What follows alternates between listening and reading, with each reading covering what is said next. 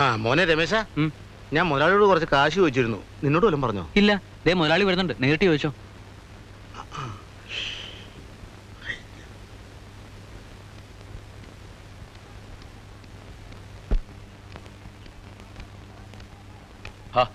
നീ പോയില്ലേ? ഇല്ല. കാശ് തരാൻ പറ്റില്ല. ഈ സ്ഥാപനം നടത്തുന്ന ഓശാരത്തിനൊന്നുമല്ല. പണയം വെക്കാൻ വല്ലതും ഉണ്ടെങ്കിൽ എടുത്തോണ്ട് പോവാ, കാശ് തരാം. നാളെ മുതൽ മണലെടുക്കാൻ പോവാ. കൂലി തീർക്കുമ്പോൾ ഇത് പിടിച്ചിട്ട് തന്നാ മതി എന്ന് സണ്ണിച്ചോണ്ട് പറഞ്ഞാൽ മതി. നെഞ്ചുവേദന എടുത്തിട്ട് ആശുപത്രി പോവാനാ എന്റെ അമ്മ. സത്യം നിന്നെ ഞാൻ ഇന്നലെ കാണാൻ തുടങ്ങിയതല്ല. നിന്റെ തള്ളയെ പാമ്പ് കടിച്ച് ആശുപത്രിയിൽ കൊണ്ടുപോകാനാണെന്ന് പറഞ്ഞ് നീ 25 രൂപ എന്നോട് കടം വാങ്ങിച്ചോണ്ട് പോയത് ഞാൻ മറന്നിട്ടൊന്നുമില്ല.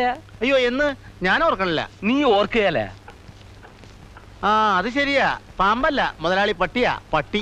ഗോവിന്ദ, എന്തോ എന്റെ സമയം മെനക്കെടുത്താ പോവാൻ നോക്കുന്നുണ്ടോ?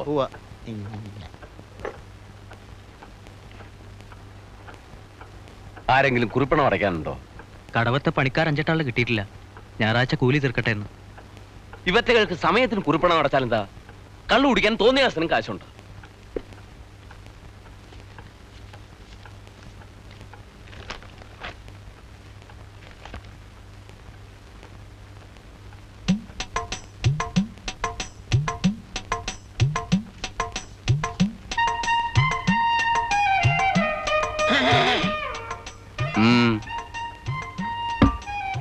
എന്താ ഇത്? കിണ്ടി. ഇത് നേരത്തെ പാടില്ലായിരുന്നു. അതിനിടയിൽ എന്തിനാടാ ഒരു കള്ളക്കളി, അതും കൊച്ചുവർക്കിയോട്? അല്ലാതെ ഞാനത് അത്ര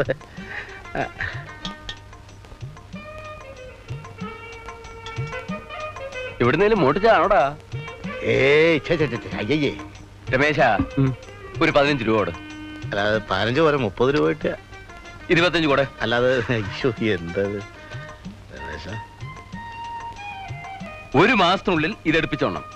30 ദിവസം കഴിഞ്ഞാൽ കിണ്ടിയും ചോദിച്ചോണ്ട് ഇങ്ങോട്ട് വന്നേക്കാം. ഇല്ല. അയ്യേ, എന്നെ അതിന് കിട്ടില്ല. ചോറെടുക്കാൻ പോകുമ്പോ ഇത് വീട്ടിൽ കൊടുത്തേ. ശരി. ഇനി ഇതൊന്നും ഇവൻ എടുപ്പിക്കാൻ പോകുന്നില്ല.